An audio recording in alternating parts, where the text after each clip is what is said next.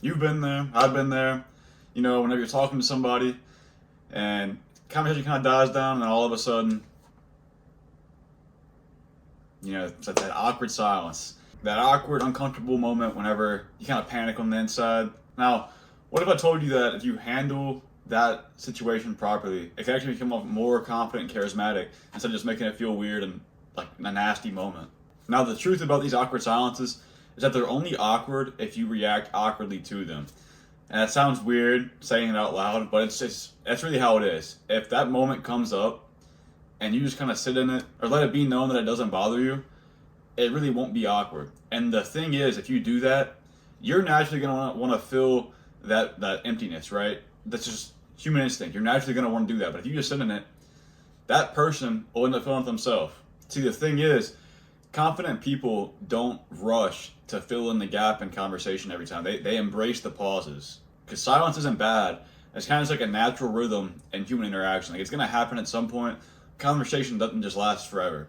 So there's certain things you can do to make it, or to make yourself more comfortable, and also to avoid feeling awkward in those moments.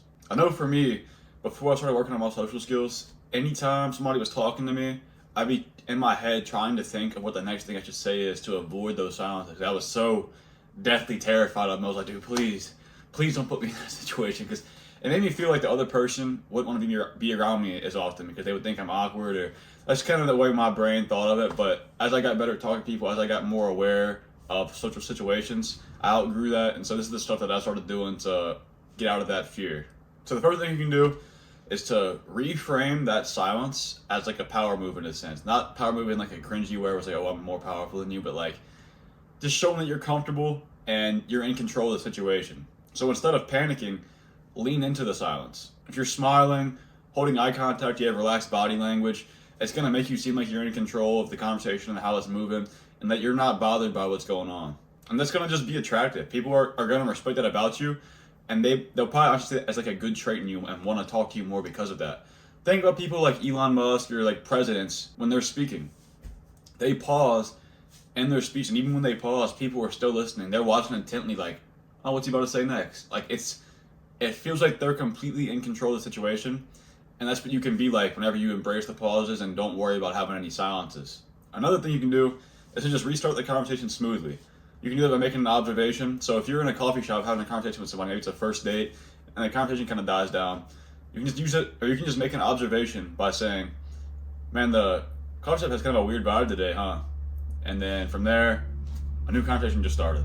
Or you can even call it the silence in a playful way, which is, this is usually what I typically do, and really just make a joke about what's going on. Like you could say something along the lines of, man, I think we just set a new record for the longest silence in a conversation. Like something goofy like that. And it is kind of goofy, and it's in the moment it's funnier because it's like you're making a joke out of something that should be awkward or should be awkward. So it kind of changes the mood and gets it funny, and then you can start something from there again too.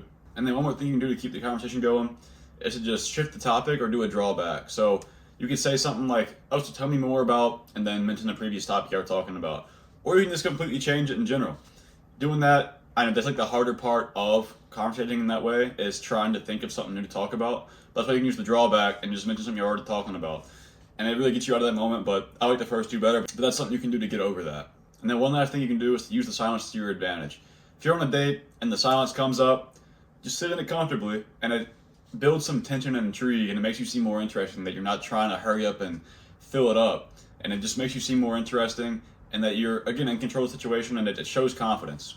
And if you're in a group of people, letting someone else break the silence keeps you from over talking, so you don't have to worry about being the guy who's like, won't shut up, right? That's a big turnoff for a lot of people, is if you're in a group and you're just nonstop talking, not letting anybody else talk, you're kind of dominating the conversation for no reason.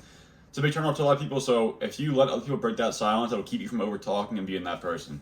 And then the big thing, how you can use it to your advantage, is that it's a little manipulative, but people tend to overshare whenever there's silence. If you let them sit in silence, they usually reveal more about whatever they're talking about. So if me and you were talking and I was telling you like a very personal story and it just died down all of a sudden, I would go in a lot more detail telling you things that I left out intentionally just to fill that silence, because naturally people are going to want to avoid that. So if you let them sit in that silence, they're going to tend to overtalk and like tell you something that they probably weren't going to. You can probably think of a moment in your life where you've done that. I know I have multiple times. So it's really, really useful, but don't overdo it. So just keep in mind, silence isn't your enemy.